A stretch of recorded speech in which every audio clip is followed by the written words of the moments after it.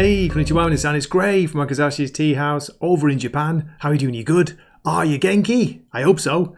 Okay, for today's review, I have Predator vs. Spider-Man, issue 1. It's one of 3. Written by Benjamin Percy. It's got pencils by Marcelo Ferreira, inks by Jay Lestine, colours Frank D'Amata, and the cover artist of this main cover here, the cover A on the left, is Paolo Siqueira. How awesome is that? The variant cover I've got on the right is the Pepe Larraz special. Seeing a lot of him at the moment in Amazing Spider-Man, the newest launch. More on that maybe later, or hopefully in another review. But yeah, let's keep focused on this. It's actually $5.99 for an oversized issue. I counted about, 32, 33 story pages, maybe a bit more. Came out on April 23rd, 2025. So, $5.99, I know, right? I know. Is it worth it? That's what you want to know. Well, let's have a quick look through. Here's my brief synopsis and then I'll give you the official one. A brutal killer is loose in the hot summer streets of New York City as Peter Parker chases down one hell of a story. Can Spider-Man or the city cops catch the killer before they strike again? And what's with the missing body parts of the victims? Just like that. I wrote that myself, you know. Amazing. So here's what Marvel has to say in their official solicit. In Predator vs. Wolverine, we saw a single Predator stalk Earth's greatest prey, the killing machine Wolverine. In Predator vs. Black Panther, Yautja, I think that's how you pronounce it, Yautja, the Predator, invaded Wakanda and nearly dethroned its king. Now, Ben Percy turns his twisted brain to Marvel's most beloved property, Spider-Man. I didn't read the Black Panther one, but I did read the Predator vs. Wolverine, and it was pretty good. It was pretty good. I did that with Jim from Weird Science Comics. I think we reviewed that over on his channel back in the day. But yeah, this was pretty good. I enjoyed it. Now what I'm going to do is I'm going to go through, give a bit of a plot summary, a bit briefer than usual. I'm not going to show everything. And then I'll give my score at the end and also point out some good points and some bad points, which I'm calling sharp points and dull points, because hey, it's all about the Wakizashi, isn't it? He swaps his longsword for a Wakizashi, so... Okay, if you're still here, do keep listening and watching, and here we go. The issue opens in New York in the middle of a heat wave. We see a cop and a couple of forensic staff checking a shockingly gruesome murder scene.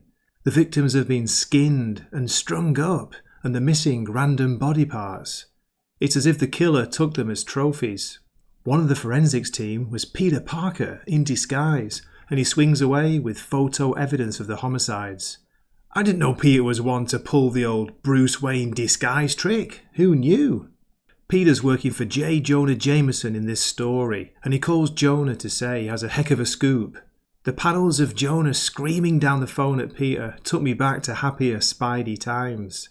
Before Peter can get to Jonah's office, a bank robbery delays him, and we get some cool Spidey web-swinging action through the hot city streets. Spidey tracks down the robbers to their hideout, but they won't be answering any of his questions. In fact, they won't be saying anything ever again. The brutal killer has struck one more time. Jonah seems delighted by the prospect of a serial killer roaming the streets. Hey, bad news always sells, right? But a sudden power cut hits the city and leaves poor Mary Jane stranded in a subway train.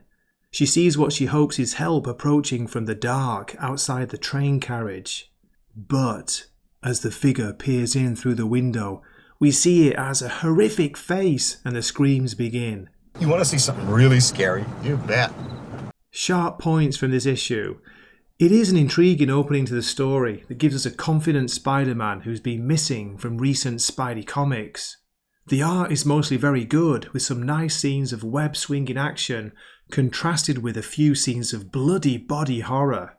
MJ looks great when we see her, although briefly, and there is a big cliffhanger involving her that makes you want to keep reading. Dull points. Yeah, it's a little disappointing that we don't get a clear look at the Predator in this first issue. This is Predator vs. Spider-Man, right? There's also a lack of Predator action. The brutal moments we do see are made up of the aftermath of the creature's attacks. Also, the motive of the Predator is unclear. If it's just hunting trophies, then why is it in New York City, which is a huge, populous city where it has much more chance of being spotted? Okay, my final thoughts. Predator vs. Spider-Man Issue 1 is a solid opening issue to the miniseries, which surprises with its gory art. It almost feels like a Red Band edition at times. The art and colouring are impressive with some nice scenes of Spidey swinging through the New York neighbourhoods. We don't get a clear look at this particular Predator yet, but what we do see isn't pretty. And there's also a surprise appearance right at the end by a classic Spidey villain. No spoilers from me.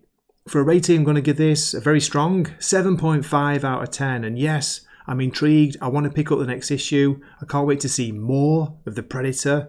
And yeah, see what's going to happen to Mary Jane. Is she going to be okay? Hope so. Okay, I do hope you enjoyed that review. Do drop a comment in the comment section. I'd love to hear what you think of this issue. Are you going to be picking it up? If you do, and if you read it, please let me know what you thought.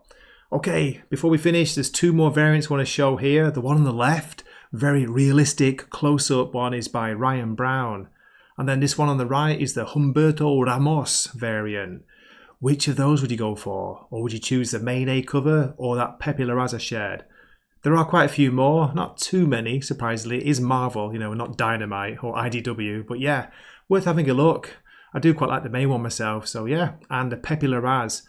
If I had to choose, I think I'd go for the Pepe Larraz. Okay, as always, thanks a million for watching and listening this far.